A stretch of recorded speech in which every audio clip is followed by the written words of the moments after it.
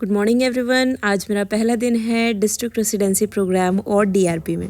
जिन्हें नहीं पता उन्हें मैं बता देती हूँ कि जो डीआरपी पोस्टिंग्स होती हैं उसमें हमारे कॉलेज से हमें निकाल करके 3 महीने के लिए एक डिस्ट्रिक्ट के हॉस्पिटल को दान कर दिया जाता है। तो मुझे बनारस का पंडित दीनदयाल उपाध्याय हॉस्पिटल अलॉट हुआ था और आज मेरा पहला दिन है और पहले ही दिन मुझे MCH ऊटी भेजा गया था। तो MCH ऊटी के लिए एक अलग से MCH विंग बना हुआ था which is a maternal and child health care wing. यहाँ पर आने के बाद मुझे पता चला कि मेरा जो MCH ऊटी है वो 4th फ्लोर पे है। तो मैं आकर के लिफ्ट के बाहर रेडी हो गई। यहाँ पर आज मेरा पहला दिन था तो मैं थोड़ी नर्वस भी थी और मुझे बहुत सारे सेकंड थॉट्स आ रहे थे कि किस तरीके से मैं यहाँ पे केसेस कराऊंगी।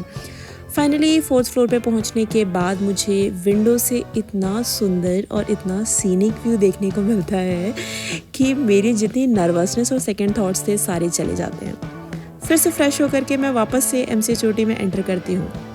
एज एन एनेस्थेटिक्स जो मेरी सबसे इम्पॉर्टेंट रिस्पॉन्सिबिलिटी होती है वो होती है कि ओटी में जाते ही जितने भी इमरजेंसी ड्रग्स हैं उन्हें फटाफट से प्रिपेयर कर लेना।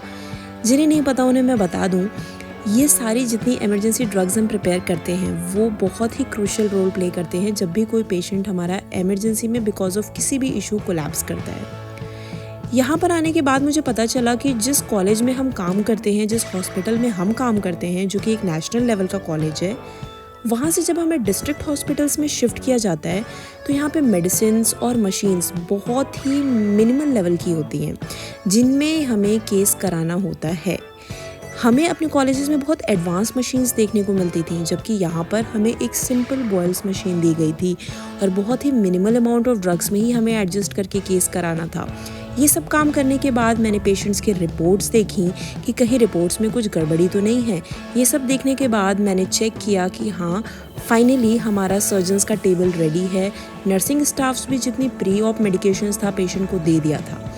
हम और मेरे कलीग बैठ करके सर्जन्स का वेट कर रहे थे। जैसे ही सर्जन आए हमने केस इंड्यूस किया, स्पैनर लगाया और ये देखिए हमारा क्यूट सा बेबी आउट हो चुका है।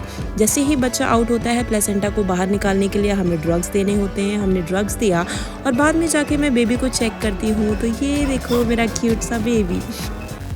जितने भी नए न्यूबॉर्न्स होते हैं वो सारे के सारे फोटोफोबिया की वजह से अपनी आंखें नहीं खोल पाते हैं, लेकिन ये छोटू महाराज तो थोड़ी देर बाद मुझे अपनी आंखें दिखाना शुरू कर दिए थे। हम वेट करने लगे कि सर्जन जल्दी से केस ख़त्म करें और जब तक वो केसेस कर रहे थे हमने सोचा हम एनेस्थीसिया नोट्स डाल देते हैं। एनेस्थीसिया नोट्स में हमें लिखना होता है कि हमने कौन सा ड्रग कितने कॉन्सेंट्रेशन में तक दिया था। इसमें हमें और हम इंट्रा ऑप में पेशेंट को कितना फ्लूइड चढ़ाया, कितना ब्लड ट्रांसफ्यूजन किया, क्या क्या ड्रग्स दी, सब कुछ मेंशन करना होता है। ये सब लिखने के बाद हमने चेक किया, हमारे सर्जन्स इलेक्ट्रिक शीट लगाना शुरू कर दिए थे। अब हमारा केस ओवर होने वाला था और ये रही मेरे एनेस्थेटिक टेबल की हाल बहुत गंदी। ये रहा पेशेंट का पोस्ट ऑफ वाइटल्स। उसको शिफ्ट कराने के बाद मैं फटाफट से रेजिडेंट रूम में आती हूँ। यहाँ पर AC ना होने की वजह से मुझे इतना पसीना हो चुका था कि मुझे तुरंत से अपने वाइप्स की ज़रूरत पड़ती है। वाइप्स यूज़ करने के बाद मैं इन लोगों से पूछती हूँ कि आप लोग के पास और कोई केसेस तो नहीं है ना।